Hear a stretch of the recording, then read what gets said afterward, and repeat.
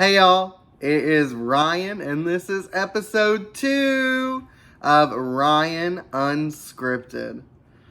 Oh wow. The first episode was really hard, I'm not gonna lie. It was hard for me to post that. I felt vulnerable even though I really didn't, go that deep. But I just felt vulnerable and, the internet was kind of a scary place to me because I've always been like caution, like, whatever you put on the internet's going to be on the internet forever, so be careful what you post. And that always put a fear in me of the internet, I think. But now I want to really get a hold of it and use it and have a platform and be able to be me. So thank you guys, friends, family, people I don't even know, for watching, for supporting, liking, subscribing. I got more than 2 comments and 4 likes. Thank you guys. So yeah, it's cool. It's different, but it's cool. And we're gonna keep getting better. I have a background for now. I don't know. I just felt like something needed to be back there. The wall was empty and blank, and I haven't gotten around to actually hanging this above my record player. So Miss Kelly, the Queen Kelly, is behind me. Chemistry, her newest album, and it is probably her best album, in my opinion. It is so much more than just a divorce album like everyone wants to say. It truly is, like, it covers from, like, the beginning of a relationship all the way through it, and, like, starting when it gets rocky, and then at the end when you're finally ready to give up. I definitely recommend it for anyone and everyone. If you haven't listened to it, go check it out. I'm not sponsored by Kelly, but hey, Kelly, I want to be sponsored by you. So if you ever see this, which you probably won't, but if you ever see this, let me know. I got you. Anyway, so today I wanted to do a deep dive into getting to know me and just kind of getting to know a little about me and who I am and where I come from. And well, my dog Izzy, I guess this is a good segue into that. She wants to play. But this is Izzy, and she did this earlier too, so let me show you some clips of earlier and I'll get back to introducing Izzy. Come on, get it, get it, get it, get it. Get it. Get it.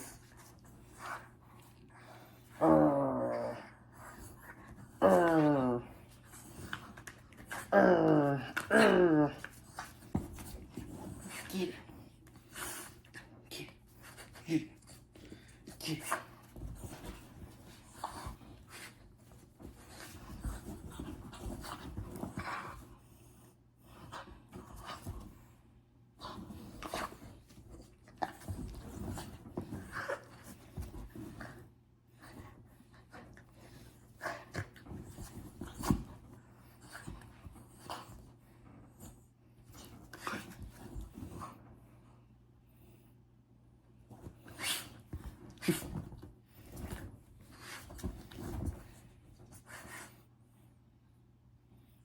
Hey guys, this is my dog, Izzy.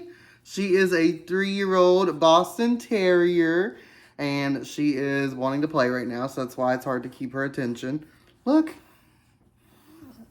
So, yeah, I just wanted to introduce you guys and let you see my favorite thing in the world, which is this dog.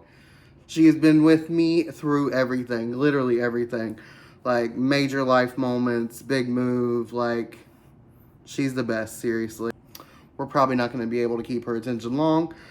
So, I just wanted her to get on here and say hi to you guys so you guys could see. This is my behind-the-scenes mascot, best friend, everything.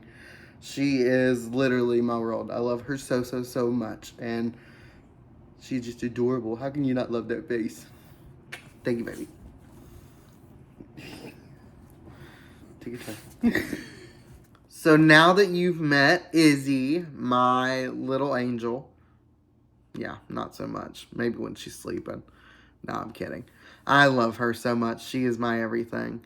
But now that you've gotten to meet her and see her, I want to get into me. It's my turn. All about me. This is Ryan Unscripted, not Izzy Unscripted. I was born June 9th, 1995. I'm 28 years old. I am a Gemini. Y'all don't judge. Y'all people be hating on Geminis. Don't be hating on Geminis. We're cool. We're cool. I have three other siblings, Elisa, Mark, and Rita. They're all older than me. Lisa is the second youngest, and me and her are 16 years apart. So, literally, we didn't grow up like typical siblings. We grew up more like they're my aunts and uncle. Like, that's kind of how our relationship was growing up a bit. I mean, like, they're still siblings, but it was just a different dynamic because we didn't grow up together. So it was just different, you know? It was not your typical situation, but it's my family. They're dysfunctional and I love them so much. My mom had me when she was 36. Sorry to age you, mom. I had some complications when I was born. It was not an easy road for the first few years of my life. I have what's called VATERS, VATERS. Don't ask me the full acronym. I'm not 100% sure. Basically, it either affects your upper extremities or your lower extremities. And for me, obviously, it was the upper. And when I was born, basically, my respiratory system wasn't connected. So they had to do a lot of emergency surgeries. They had to fly me off to another hospital. It was a lot. And I couldn't even begin to tell you everything that I've had done. I've had a trach. I've had a feeding tube. In kindergarten, I know I had a lung collapse. Like, I've had a lot of stuff happen respiratory-wise in my life. So it's not been an easy ride from the beginning. But it's okay. We got through it. We're good. We're better now. And truly, I outdid anything that the doctors thought that I could do. They were basically saying he'll never write, drive, hold a bottle, do anything normal babies would do, or teenagers or adults, like anything that you would typically do with your hands or anything like that. If I lived, like, I probably wouldn't be able to do any of that, is what they thought. When my mom was actually pregnant with me, they did an ultrasound and thought I was going to be a Downs baby. They actually recommended for my mom to abort me. And thankfully, she didn't. She said, I don't care if my baby has Downs. I'm going to love him no matter what. And she did. She loved me no matter what. She just didn't know what that what was going to be. And it was a long, scary road. And I can't even imagine what it was like for her. So now I know you're probably wondering, I've been talking a lot about my mom. Where's your dad? Great question. He was never around. He was never in my life. He chose not to be. He wasn't around when I was born. My mom actually called his mother, so my paternal grandmother, and gave her the opportunity to come and see me, come and meet me, because they essentially thought that I wasn't going to make it. They were like, yeah, he's probably going to die. So my mom called her and she was like, you know, you can come see him. It's not looking good, but, you know, you're welcome to come. And she told my mom that she was sorry that her baby was sick and hung up that phone. And never reached out, never tried to see me, nothing.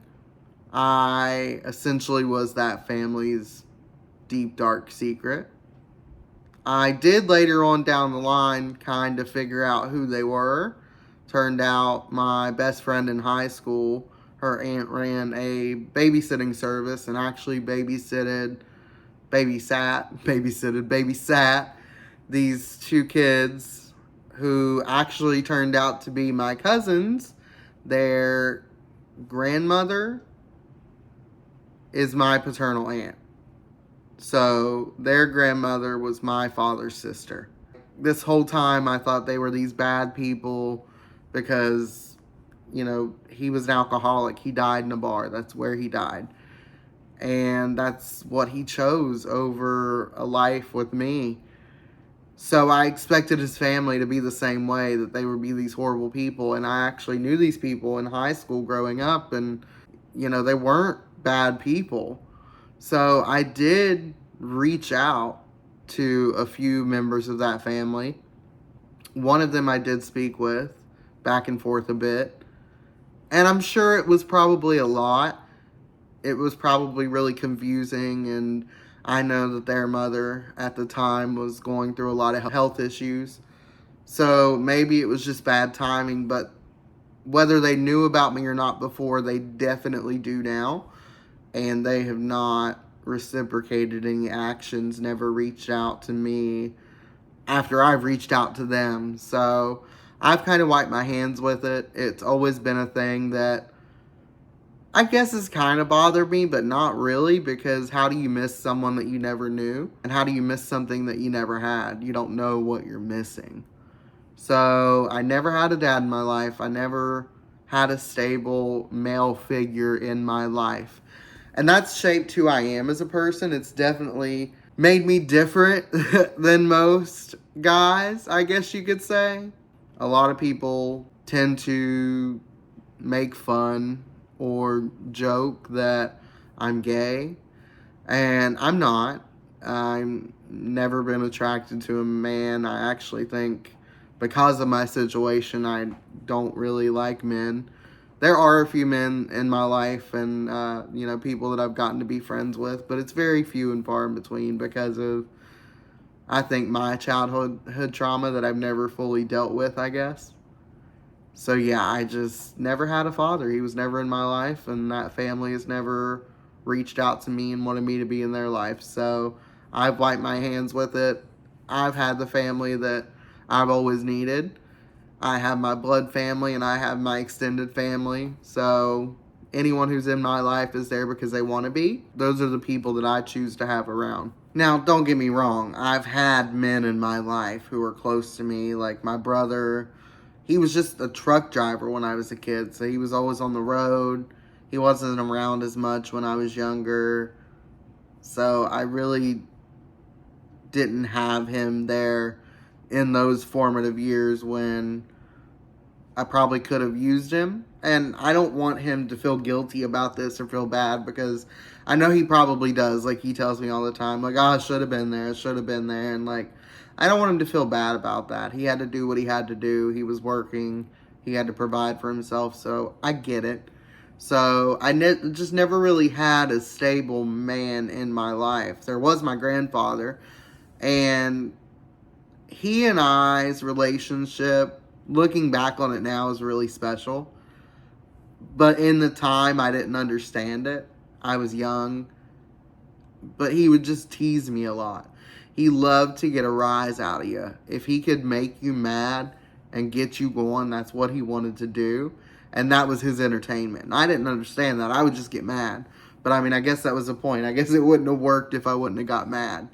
So he would just tease me a lot. And he also was a bit of an alcoholic, so he struggled with that too.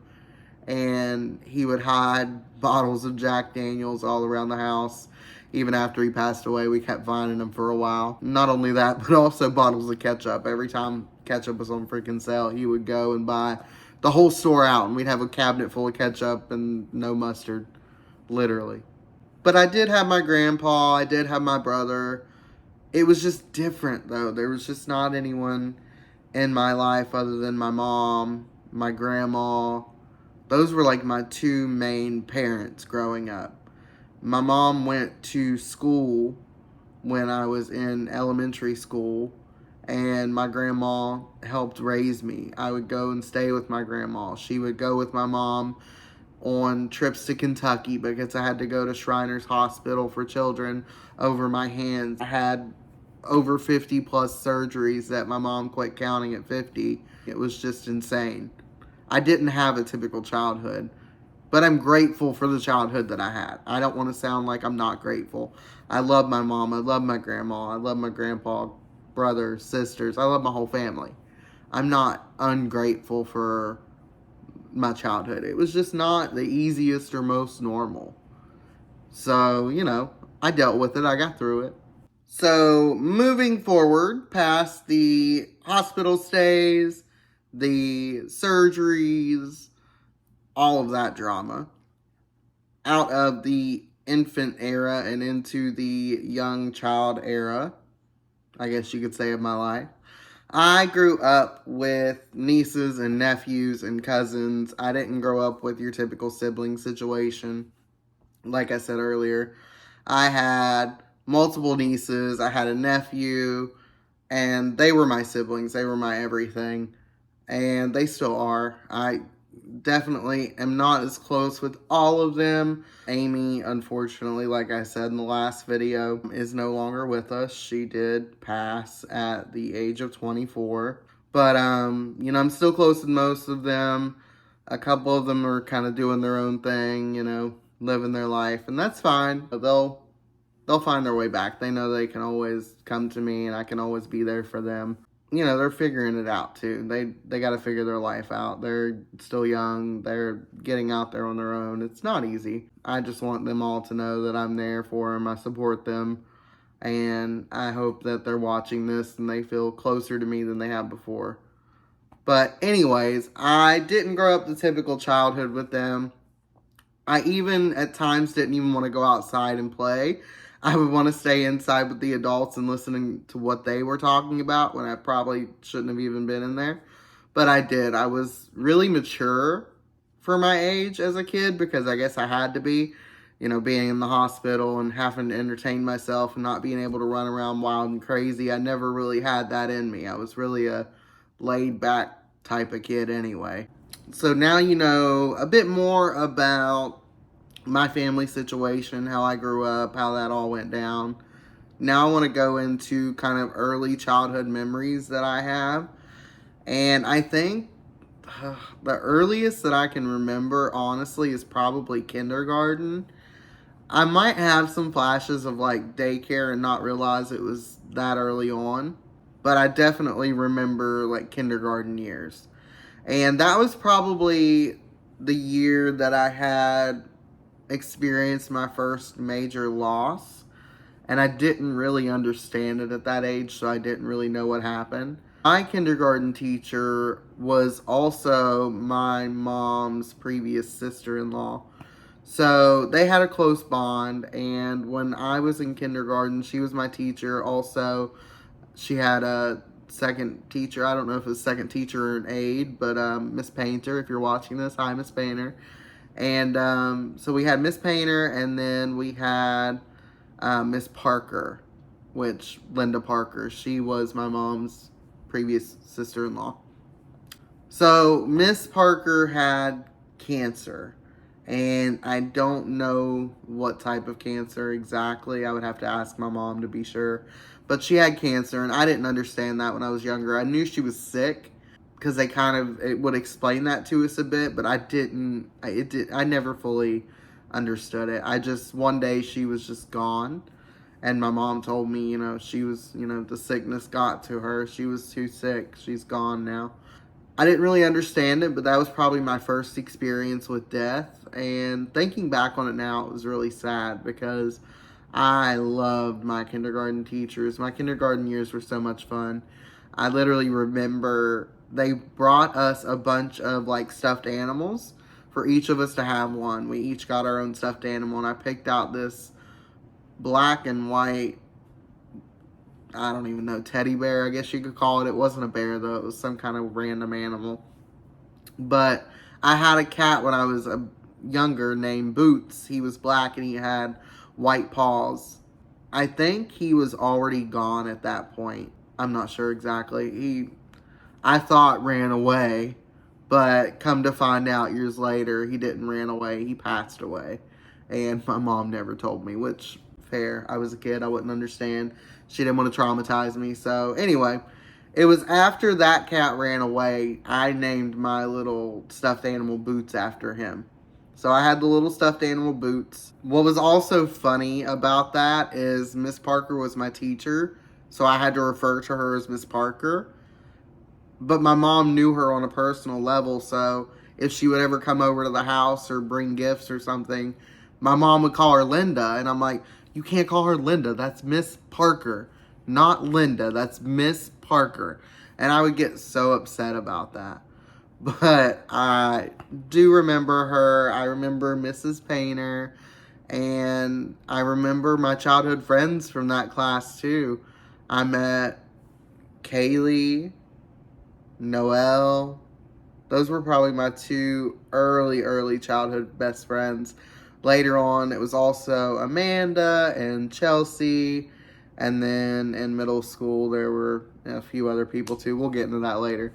But anyway, so that was kindergarten. And then moving on into like first grade is when I got my first violation for the dumbest thing ever. I was a really good kid, okay? I did not like to get in trouble. I wanted to follow the rules. I wanted to be a good student. I was not rebellious at all. And I had these scissors that were special scissors because of my hands. And they sat on the desk and you could do them like that. And they would cut. Anyway, my friend Kaylee, if you're watching this, Kaylee, got me in trouble. She says she doesn't even remember this. We've talked about it before and she doesn't remember. But I had the scissors and she wanted me to cut her hair. She told me to do it. She's like, here, cut it. And I cut the tiniest little piece. It wasn't even a big piece. It was like a half an inch of like tiny piece of hair. So I cut her hair and immediately my first grade teacher, I did not like her. She was not my favorite. I'm not going to say her name because she's not worth it. No, I'm just kidding. I'm just being dramatic because that was my first violation and the first time I ever really got in trouble, and I'm still not over it. But she gave me my first violation, and that was the first thing I ever got in trouble for. I was so upset. I was not happy. Then a year later, second grade, probably one of my favorite teachers I ever had. One of the few. I have a few favorite teachers, I'll be honest, but this person meant a lot to me. She just cared so much. Her name was Mrs. Shrewsbury. She was such a great teacher.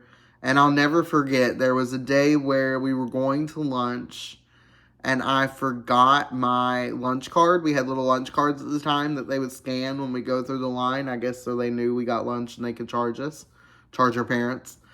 And I forgot to grab my lunch card, so I was running back, and I ran, and I tripped over a desk and hit my head on another desk.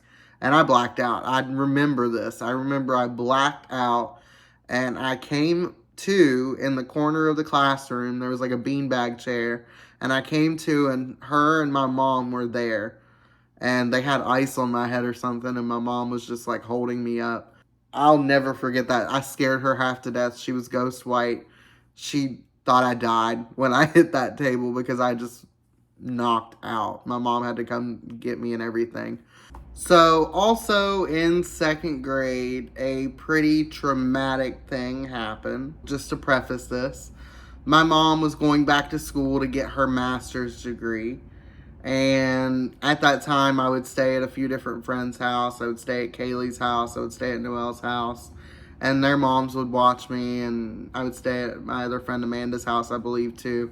There were a few different friends' houses that I would go and stay at. And they were all safe and they were all fun. And it was a great time. I loved it. But there was one particular friend who I won't name. But I would go to their house, and it was a situation to where I was a good kid. I was well behaved. I listened. I would do what I was told. And his mom would recognize that. She recognized that I was a good kid.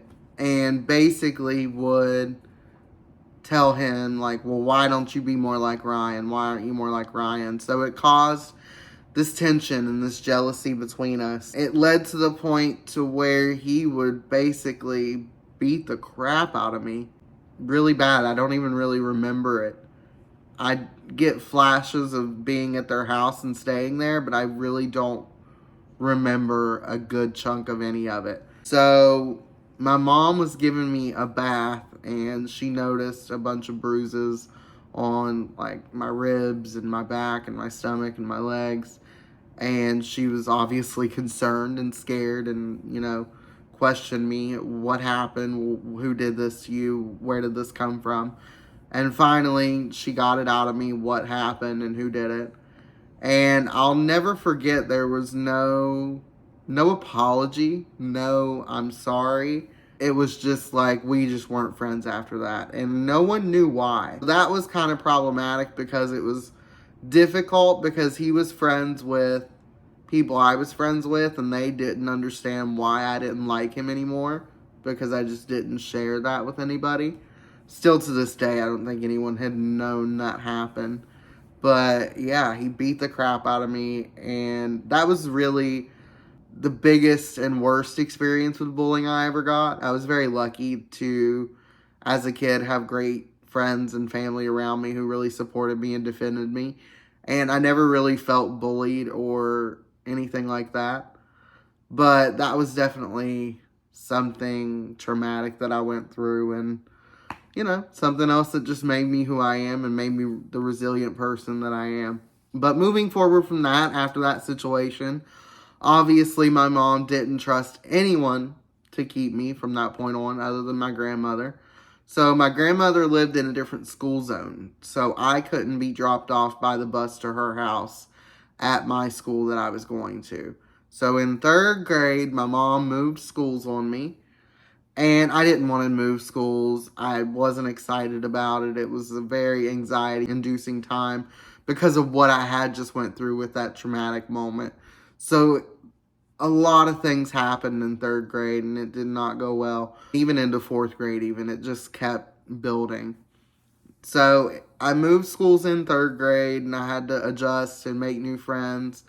Luckily, I was in Boy Scouts, and there was a friend of mine, Caleb, who was in the same class as me. So I did know someone at least, and that was able to help kind of create a buffer to where I was able to kind of adjust a little easier. But it was still hard because it was a new school, it was a new situation. I missed all my friends. I wanted to go back. I just didn't love it. 3rd and 4th grade were not my favorite years. 3rd grade was all right, though. I really enjoyed my teacher. I had some decent friends. So 3rd grade actually wasn't that bad. It was 4th grade to where the anxiety really started to kick in. I remember my mom dropped me off, and I'm sorry, Mom, I know you feel so guilty about this, but I'm going to tell the story. My mom dropped me off at school one day, and it had like a long breezeway that led from the parking lot up to the main door where I would go in for school. My mom dropped me off one day, and I was walking up the breezeway, and I probably wasn't even halfway up it. I just had this feeling of fear overcome me. I didn't understand it. I didn't really know what it was. Later to come find out it was a panic attack, but I was going through this, and I just dropped my stuff. I had a backpack on, but I think I had some books or something too, and I dropped my stuff, and I ran down the breezeway and into the parking lot and basically chased my mom's car almost into the main road. My mom was literally about to turn out into the main road, and she saw me in her rearview mirror and stopped her car. And I'll never forget, I caught up to her car, she opened the door, and she slapped me across the face. And because she was scared, in her defense, she didn't understand what was happening. She just saw her child about to run into oncoming traffic, and it scared the crap out of her. So I get it, but probably wasn't the best response in that moment. I had to go to counseling after that and learn like breathing treatments and coping skills. That was a really anxiety-inducing time. I would have nightmares that people were out to kill me.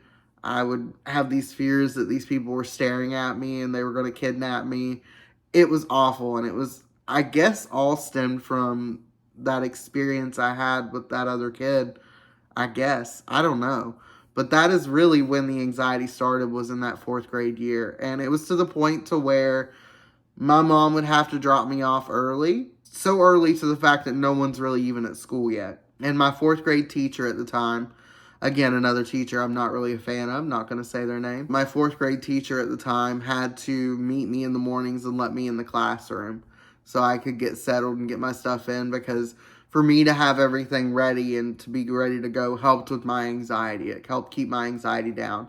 And you could tell she didn't like it. She didn't like the fact that she was going to have to make sure to be here early for work and like get me settled in the classroom and everything like that before breakfast started. You could tell she didn't like it.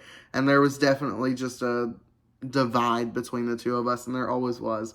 That was the one teacher I can honestly say I had no connection with whatsoever on a personal level, and I did not like her, never did like her. But again, I'm not going to say her name, fourth grade teacher. Didn't like her. So finally, after all of that, I got to move back to my original school in fifth grade, and I got to be back with all my old friends, and of course some of those friends had made new friends, but I got to be back with all those old friends, and I got to make new friends. So Amanda was my friend since we were in diapers, really. We grew up together. And she was in that class, and then a new girl named Chelsea was in that class. So those two really became my close friends. And then Kaylee and Noelle were definitely still my friends and still are. But we definitely weren't as close at that point. That's kind of when we started getting our own friend groups at that point. So I really became close with Chelsea and Amanda in fifth grade, and they were my people. And we had a teacher. Her name was, at the time, Miss Eggleton. Now it's Mrs. Johnson. If you're watching this, hey. She was a first-time teacher. We were her first ever class. So that was really fun. I had never experienced a class like that where she was just fun, goofy, willing to do whatever it took for us to learn and to enjoy learning. She was awesome. And I loved that year. That was a really good year. I felt back to my normal self. I felt at home again. So I really loved fifth grade. Fifth grade was a great ending time for elementary school. It was a great send off to middle school, truly.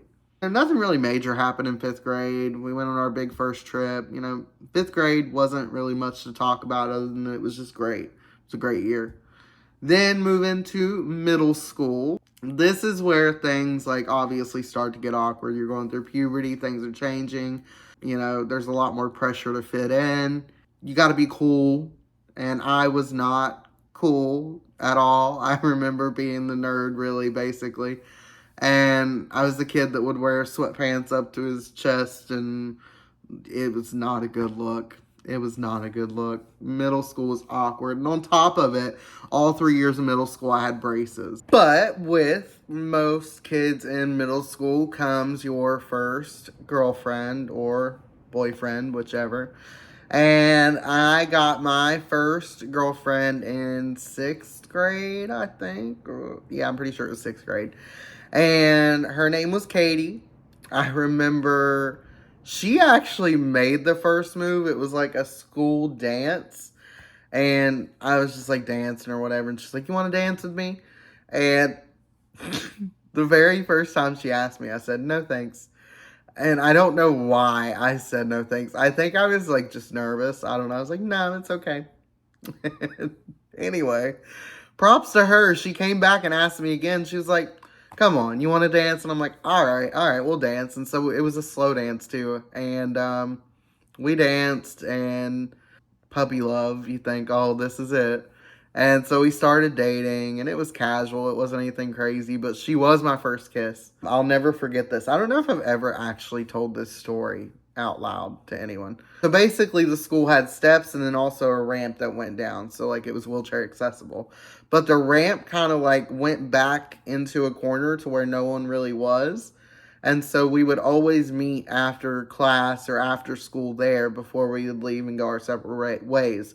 Because we rode 2 different buses. So it was once it was time to go, we were separated. And at that time, it wasn't normal texting. We had phones with minutes on it. So it wasn't you couldn't text, or you couldn't text after 9 o'clock. So it wasn't like nowadays where you could just constantly text or call each other on the phone. It wasn't like that. So after school one day, we met up, and I don't even think it was a big deal. It was just mwah, quick kiss. And so that was my first kiss. And I remember we were going to go to the Valentine's Day dance together. Literally, I got sick and I couldn't go. So she went, and the next school day, whenever that was, I think it was the next Monday, I went back to school, and all my friends were like, "Hey, she's cheating on you. She was dancing with another guy. She was kissing another guy. Like, she was cheating on you. I'm like, no, she's not. I didn't believe it. I did not believe it. When I should have believed it, because she even had, like, stood me up previously before. My mom had taken me over to her house. We were going to, like, pick her up, and she was going to go back over to our house and hang out for the day. And I remember we pulled up to her house, and she just didn't come. She was like, sorry, she's not here. It was her adopted mom came out like, sorry, she's not here. She didn't ask to go, or some excuse like that. And so we ended up leaving, and we didn't even hang out that day. So I should have known that it wasn't going to end well. Anyway, I didn't believe them when they told me that she was cheating on me. I was like, no, she's not. I don't believe you. Come to find out, she was. She definitely was cheating on me. So that was a tough breakup. But it really wasn't, though. My mom honestly took it a lot harder than I did. I think my mom actually cried over it. I didn't cry. But I think my mom actually cried over it. So that was my first girlfriend and my first breakup. She cheated on me. So obviously she cheated on me. We broke up. And moving forward into 7th grade, I got my next girlfriend. Her name was Sandy. And Sandy and I became really close. We did everything together. We would go bowling. We would go to the movies. We would hang out at her house all the time. Like, we were inseparable. Just going over to her house was just felt like a big family. Like, her mom, her dad, her sister would have her friends come over. It just felt like a sense of a normal family to me. It was the first time ever feeling a normal family, quote unquote. No one has a normal family, just to add that in there. But, you know, a family that has both parents, siblings, like, that was my first kind of experience with that. And we were great together. I'll never forget. Like, we would always, glow-in-the-dark bowling was our thing. And I think we also bonded, too, because during the period that we dated, her father had non-Hodgkin's lymphoma cancer. That was probably the first time I understood death and experienced death, what it was. That was heartbreaking. He was such a great man. He treated me like a son. That whole family took me in like I was their own. And they still, to this day, do. They still, to this day, will, you know, every once in a while, will reach out and talk to each other. That is just how close and how bonded we became during those times. So that was definitely a special relationship that I had and a special friendship. And honestly, we were young. We were kids. It was for fun. You know, that's all it, you know, I mean, it's not all it was. But that's, you know, it was a fun relationship. That's truly what it boiled down to. And I love her and her family very dearly still to this day. I haven't talked to them in a while, but if you're watching this, I hope you guys know that I love you all so much. And that was such a pivotal time in my life. And I really appreciate you opening your doors and letting me in and being a part of your family at that time when you didn't have to. You know, to see that and feel that was something special. So moving on into high school, I still had all the same friends. I still had Chelsea and Amanda. We added on, like, during middle school. We had Tyler, who we called Pawpaw. So I still had my core friend group, and Sandy became a part of that when we were together. So, you know, Sandy was always a part of that group, too. Like, even in high school, we still remained friends. We just, you know, we knew we weren't good for each other, basically, is what it came down to as well. So in high school, we weren't together anymore, but we were all still friends. But I had this thing in high school where I would get a crush, and for whatever reason, I would become their best friend. I would be there for everything they needed me there for. I would do anything they ever wanted me to do. My mom would keep telling me, like, Ryan, you don't need to rescue all these girls. You don't need to save all these girls. And I would get so mad. I'm like, that's not what I'm doing. That's not what I'm doing. Like, we're just being friends. We're building a relationship. So, literally, my high school career was chasing these girls who never wanted anything more than to use me for what I was. And there was a lot of instances like that. But I still built some good friendships, too. You know, I really became close with Megan, one of my high school best friends. We went to proms and homecomings and dances together, and we were just super close friends. I always hung out with her at her house. I knew her family. Her family became my family type of situation again.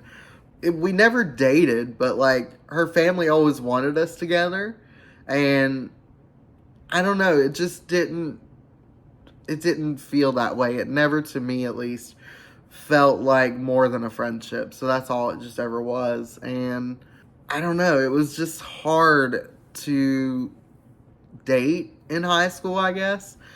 I just didn't fit that look that girls wanted, the football jock. And I was the band nerd, not the football jock. So I don't know, it just didn't really work out in that department for me much through high school. I didn't really date anyone. I just would chase around these girls and become their friend and do anything and everything for them for whatever reason. So I do have one story for in my sophomore year. I had this crush, and we were kind of friendly and she was nice, but I don't know, it was like kind of a disconnect a little bit. But I asked her to homecoming and she said yes. And so we went to homecoming together in 10th grade. And it was good. We had a good time. But, we just never really hit it off. It was just kind of awkward, honestly.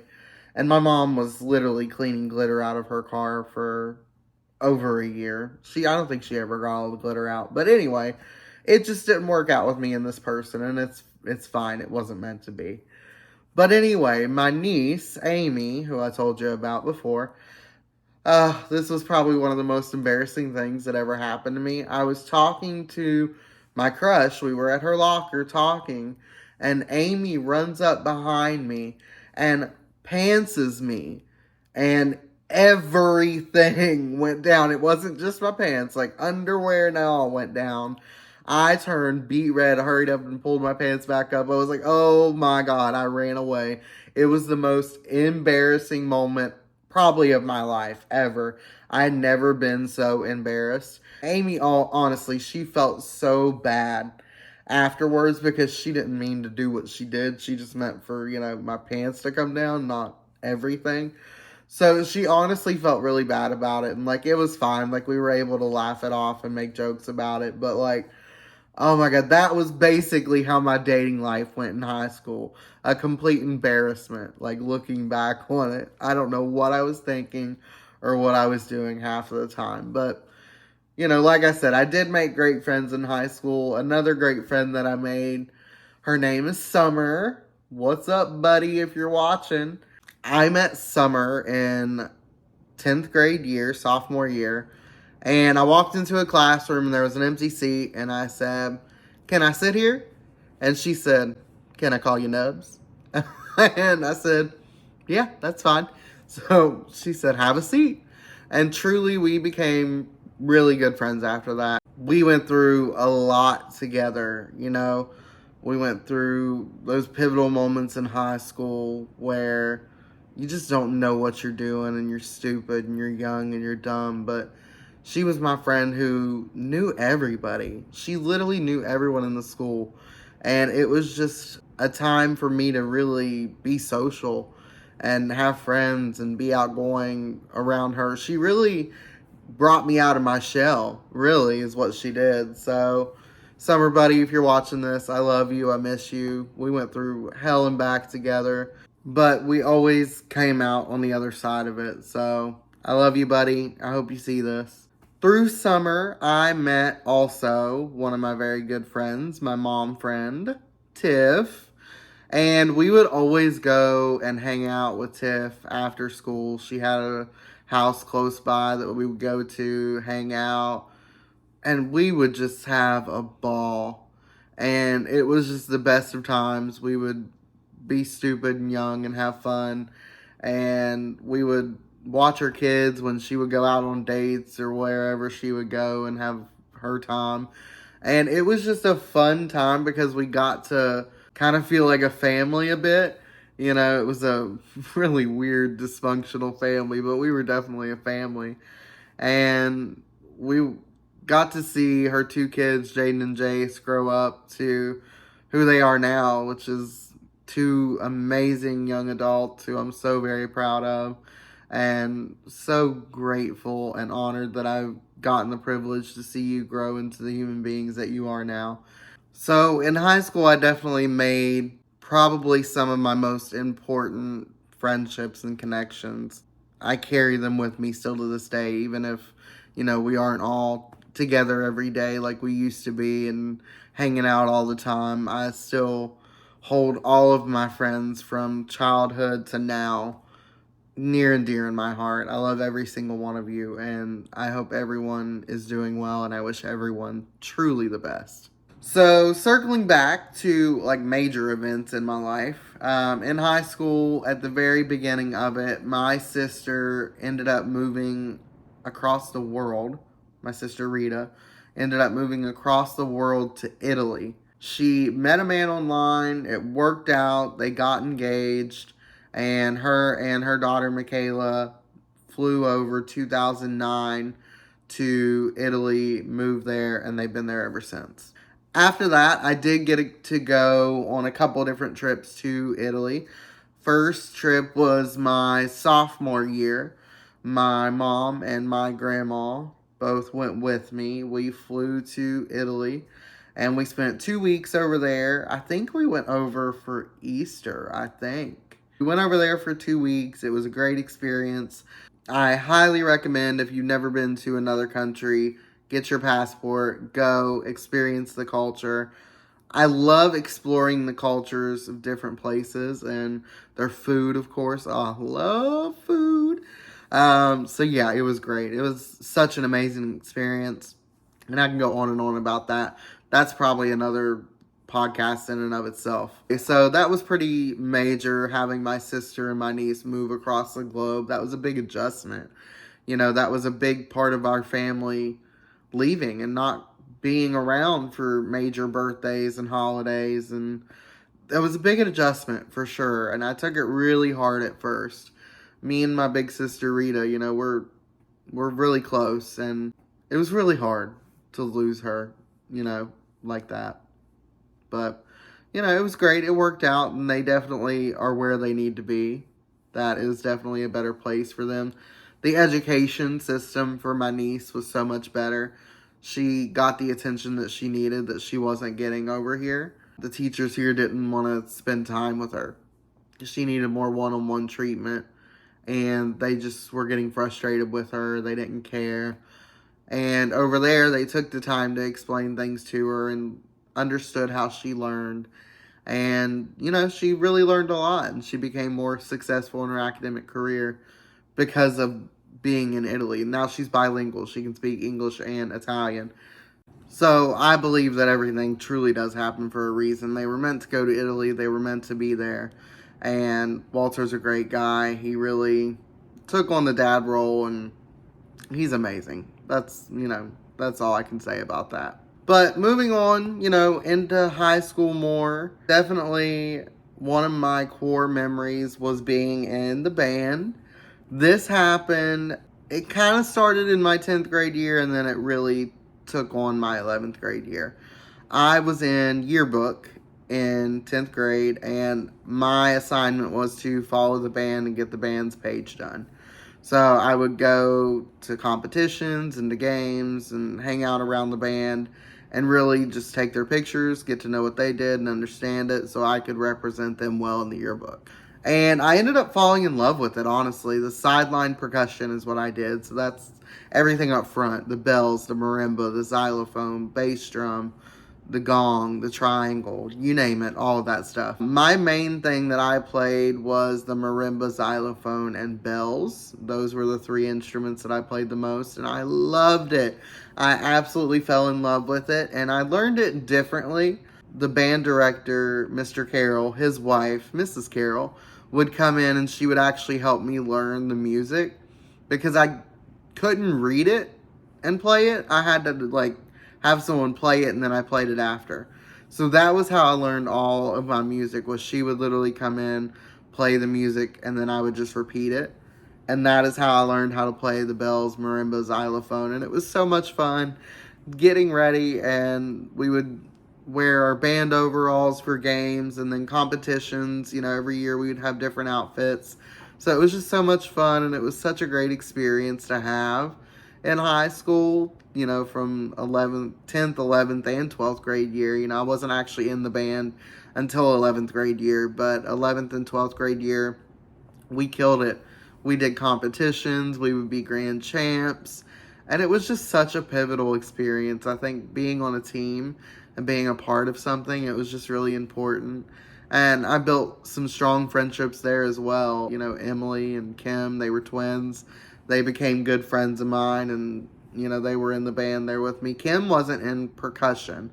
Emily was in sideline percussion with me. Kim was, she marched. She played the trumpet, I think. If I'm wrong, sorry, Kim. But she played the trumpet, and then Emily was in sideline percussion with me. She did a lot of like the bass drum. She did the gong. She would do the bells and marimba every once in a while too. So, I really just valued the friendships that I made and the fun that I had. I mean, it was something to do every Friday and Saturday. Fridays were game nights. Saturdays were competitions. And then sometimes on Sundays we'd have parades. Those were fun too. So, memories that I'll always cherish, and that's something that I really wish I could go back to. I look back on it, and sometimes in the moment I'm like, oh, this is so annoying, this is so frustrating, because it was something we had to be dedicated to and we had to take seriously. So it can be difficult at times, but I loved it and I wouldn't trade it for anything in the world. It was such a great experience, and I can look back. There's some videos on YouTube somewhere of our old performances, and it's just so much fun to have those memories and to think back of the things that we did. I mean, seriously, we did a Toxic show. It was a Britney Spears Toxic. It was so cool. We had dry ice throughout the field at the beginning of the show, and it would just fill with dry ice. And then the band came out, and it was just so exciting. It was fun. We wore green mohawk wigs, and the color guard. I was so fascinated by the color guard. They would spin those flags, and they would be in unison, and it was just the colors and the costumes, and it was just so much fun. I loved every second of it. So that pretty much sums up high school right up until before graduation. And right before graduation, I lost my grandpa. That was the first loss that was super close to me, and I understood it. So it was really hard. I watched him decline so quickly. He went into the hospital and never came out. He went into hospice directly after that, and we lost him pretty soon. It was about, I think it was his third day in hospice, maybe not even that. It might have only been a second. I can't even remember. But that was a really tough time for me, especially right before graduation. He passed away like a month before. So he never got to see me walk and graduate and get my diploma. And that bothered me. I knew he was there with me spiritually, but I wanted him to be there physically to see me walk across that stage. And I took that loss really hard, and I grieved it probably in the wrong ways. That was a pivotal moment in my life as well, and that seems to be a theme word for me, pivotal, so I'm going to print that on a shirt and sell it. My grandpa, losing him, was something I'll never forget. Now, my grandma, she processed it in a way that I understand, but a lot of people I don't think did in that moment. She didn't want to see him. She didn't want to go to hospice and visit him. She didn't want to be around that. It was hard for her. It wasn't that she didn't want to be there for him, but it was just hard for her to see him like that. And I'll never forget, there was the moment I took her to hospice to see him. She walked in the room and she was kind of standing far away. And I remember my mom being like, come on, come over, come see him. And my grandma just like, no, I don't want to. No, in fear.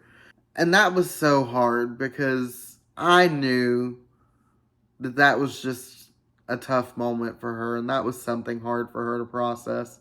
She spent all of her life basically with my grandpa. They got married when they were 18, had kids very shortly after.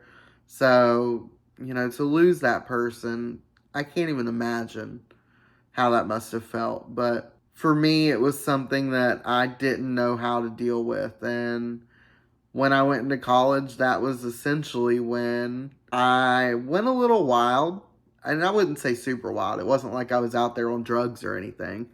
But, I would definitely go out to bars and hang out with friends and drink when I shouldn't be drinking, and at parties I probably shouldn't have been at. I definitely went down a path of rebellion when I went into college. And I think part of that had to do with losing my grandpa and not understanding how to deal with that. And the other part to just being sheltered as a kid. My mom literally didn't let me watch The Simpsons, Family Guy. She wouldn't let me do anything that was considered dangerous. I was just very sheltered because she was very protective. I'll never forget, my friends to this day probably have never even let me live this down. Amanda and Chelsea, they would ask me to come to the park. And my mom told me no because it was windy that day and a trailer might blow over onto me. Like some Wizard of Oz shit or something. Like, literally. And I had to tell my friends, I'm sorry, I can't come. My mom thinks a trailer is going to blow over onto me. So, my mom, love you, Mom, very dearly. You're great. But you did shelter me. And so, when I got into college and I had the access to go a little wild, I did go a little wild. And I'll tell you one really funny story. I had this friend group in college, and one of our friends had some money, and his family were coming in to celebrate his birthday, and they wanted to take us all out to Olive Garden. So, like, okay, cool, whatever. And it was like a group of like 12 of us. There was a lot of us, and they took us all to Olive Garden. But beforehand, me and one of my good friends, Skylar, Skeet, if you're watching this, what's up, buddy? We decided we were going to drink a whole bottle of New Amsterdam vodka to ourselves. And we did. We sat there and we drank it straight out of the bottle. We passed the bottle across, and it was pretty much gone by the point it was time to go to dinner. And I'll never forget, I was sitting at the table and I was looking at the menu and just trying to figure out what I wanted. And I guess I zoned out. I don't know. I didn't hear anyone around me. I didn't see anyone around me. And the next thing I know is I hear, Ryan, Ryan, Ryan. And I was like, what? It's your turn to order. And I was like, oh, okay. And I just didn't know what I was doing. I looked over across the table at my other friend, Skylar, and he was laughing. He didn't know what to do. We were a mess. I think that's what everyone does in college. Well, maybe not everyone. But, you go a little wild and you have fun and you forget about your problems. And that's really what I did in college. For sure. So, eventually the party lifestyle just wasn't cutting it anymore. I needed to go back home. By back home, I mean like 45 minutes down the road. The college I was going to wasn't very far from my home at all. I just knew that I needed to get out of that lifestyle. So I moved back home, and I moved in with my grandma, and I transferred to a school closer to home. And it ended up taking 6 years for me to get a 4-year degree. I started out in college as a elementary education, early childhood major, and not too long into that, realized that that was not for me. Not going to make that little bit of money for such hard work. Teachers are so highly underpaid. So I got out of the teaching and I changed majors a couple of different times in college. I really didn't know what I wanted to do, didn't know how to find myself. But eventually I started a program called the Regents Bachelor of Arts program, which is the degree I have. And basically it's for anyone who's been out of high school 4 years or more that wants to get their degree but doesn't exactly have a core focus. So it's a more non-traditional degree where I could study kind of whatever I wanted as long as it was a certain amount of lower electives and higher elective credits. So I studied business and criminal justice and got my Regents Bachelor of Arts degree. So during that time, I reconnected with my now BFF forever, literally for life. Love her so much, Caitlin. We reconnected through her sister, and I met her then boyfriend, Alex, who is now her husband. And we just hit it off, the three of us. We became the three amigos. We would get refund checks from our school loans, and we would go to the casino, and we would have fun in the casino on the weekends. We would go on trips to Florida, Myrtle Beach, New York. We would literally do everything together. I literally did everything with them, pretty much. I even had the honor and privilege of being the officiant at their wedding. So they truly are my people. Caitlin checks on me every day. We text every day.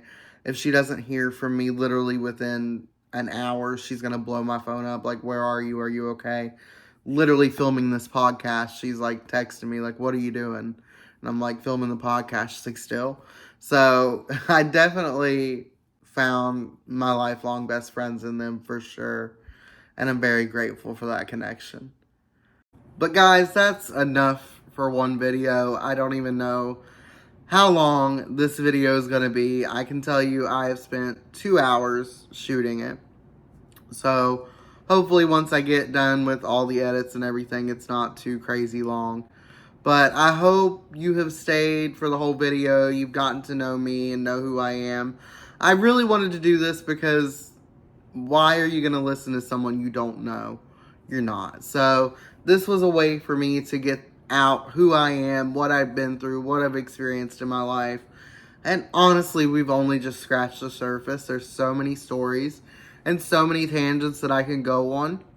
But, you know, what this podcast, I want it to be is where I talk to you about what I'm going through on a daily basis and hot topics, a lot of different things. I'm going to do Q&As. I want to hear what you guys want to hear about. So even though this was kind of a deeper subject, I don't always want to be this way. I want to be funny. I want to make jokes. I want to enjoy it.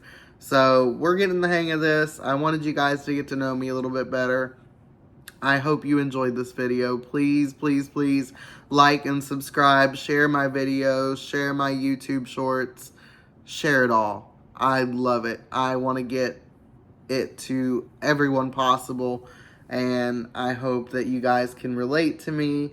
And I hope that I can maybe inspire someone else to make their own podcast. And just do it. Just start it. It's hard. It's awkward. You don't feel like you don't know what you're doing because you don't know what you're doing, but just do it. You know, I'm going to learn along the way. I want to get some more things. I want to get like a little short intro for the podcast, some music, some sound overlays. I don't know. I'm figuring it all out. Come figure it out with me. Thank you again, everyone who liked, commented, reached out to me, gave me feedback, constructive criticism. I love y'all so much, and let's keep it going. We'll see you on the next one.